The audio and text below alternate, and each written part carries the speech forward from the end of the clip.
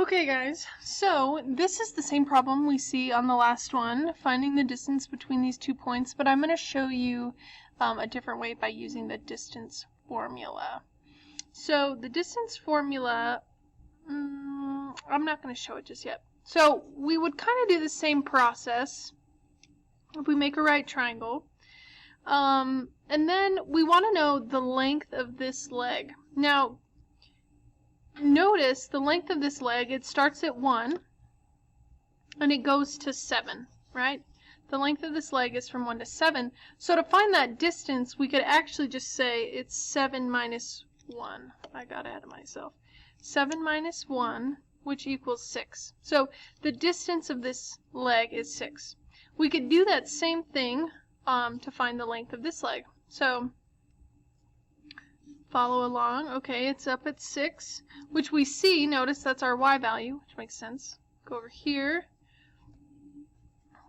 And it's at 4, which again is our y value. So we'd say, okay, well the distance is 6 minus 4, which is 2. So essentially what we did was we took the x values and we subtracted them, and then we took the y values and subtracted them to find the lengths, and then we can kind of skip a step. We know that c is going to equal that number, 6 squared, plus 2 squared, and we're going to have to take the square root. And if you'll remember, this is exactly what we ended up on the last one, so we would get square root of 36 plus 4, square root of 40. And then I kind of changed it to these and the decimal that I can't remember, which is 6.32.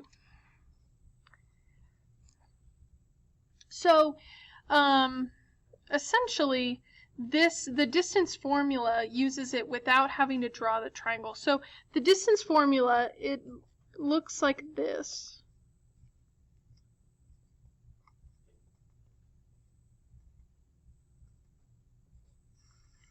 So it says x1 minus x2 squared plus y1 minus y2 squared, all in the square root sign.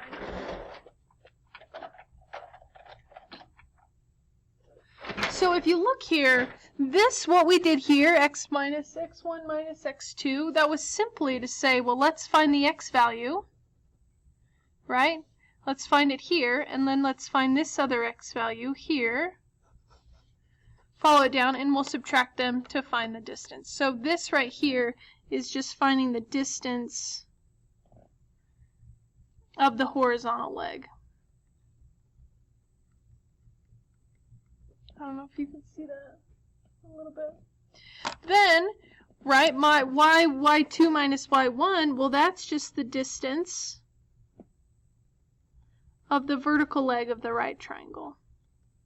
So again, we took our y value here, we were at 4, and then our 6 value here, and we just subtracted them to find the distance. And then essentially, we're using the Pythagorean theorem. We're squaring it and then taking the square root. So this is how we use the distance formula. So if we were just to straight use the distance formula, it would look like this. No, I just want to make sure you guys can see it.